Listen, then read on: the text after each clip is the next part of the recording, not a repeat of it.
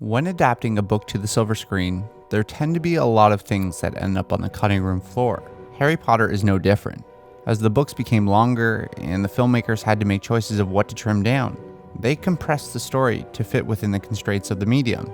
But the one benefit of film is it's much easier to place things in the background. Easter eggs, or things that are out of the center of focus, which not only build the lore, but it also gives something for fans to hunt for. Harry Potter, again, is no different. The movies have little details hidden away and flashed on screen for those who are really looking closely. Sometimes this is an ode to the books, or something just for the fans. But nonetheless, here are some of the coolest and the tiniest things you probably missed in the Harry Potter films. Starting off with the Sorcerer's Stone or the Philosopher's Stone, there's a scene briefly mentioned in the book. Harry needs a new uniform to attend St. Brutus's. So rather than going out and buying the uniform needed, the Dursleys do the only sensible thing. They dye Dudley's old uniform gray. Like I said, this is only briefly mentioned in the book, but if you look in the back of this scene in the Philosopher's Stone, you can actually see Petunia dyeing the clothes in the background. And it's a nice little touch and an ode back to the book. There's actually quite a lot of shots that subtly indicate the events in the book. Like this one from the Quidditch World Cup in Goblet of Fire, which briefly shows Dobby the House Elf, and actually another character cut from the films. If you look closely, you can actually see Winky. I love these small inclusions that hint towards characters, like in the Battle of Hogwarts. It's actually Oliver Wood at the beginning of the sequence heading into battle. Come on!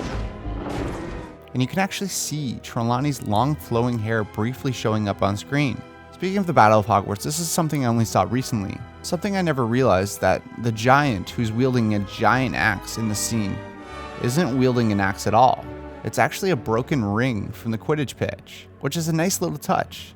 Here's another one from Sorcerer's Stone. The Leaky Cauldron is Harry's first step into the wizarding world. But did you notice the sign outside seems to be subtly blacked out, and it only becomes visible if a wizard walks by? Or this one, which is a little easier to spot, that McGonagall's name is actually next to James Potter's in the trophy case for Quidditch. Like I said, I love these small inclusions, and specifically what the art department does in the backgrounds. Or even little things like wardrobe changing. Like, did you realize that Dolores Umbridge, when she's wreaking havoc over Hogwarts with rules, and as she becomes more and more powerful, her clothes slowly get darker and darker?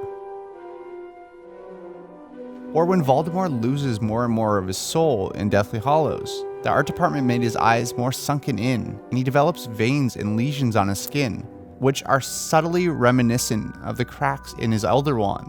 The art department really nails these little things, like how Ron's robes in the Chamber of Secrets are slightly more worn in than the rest of his classmates, insinuating that they are hand-me-downs. Or when the art department adds little Easter eggs for no reason at all, like the inclusion of a Starbucks logo in the Black family tapestry. Or the inclusion of the hardcover copies of Harry Potter in this scene in Chamber of Secrets. But what I love most of all in these small details are the ones that give you little glimpses of the story to come. Like how when Snape is defending himself from McGonagall in the Great Hall, not only does he block her spell, but he shows his true allegiance subtly. He redirects her spell towards the Carrows, and if you notice, before he flees, he actually stops and removes their wands from them. Or this scene in the first movie when Harry's scar first begins to burn when Snape is looking at him, leading Harry to believe that Snape is evil and is behind the burning of the scar. But in fact, his scar is actually burning because we are facing Voldemort, because Professor Quirrell actually has his back turned towards Harry. Or in The Half-Blood Prince when Dumbledore actually shows Harry his first memory of meeting Tom Riddle. There's a photo of the cave where he would hide one of his Horcruxes. And actually in the same scene, there's a close-up of 7 stones placed on the windowsill, foreshadowing his change into Voldemort and splitting his soul into 7 parts. And actually my favorite little detail of all in the movies is the last line of the Harry Potter book.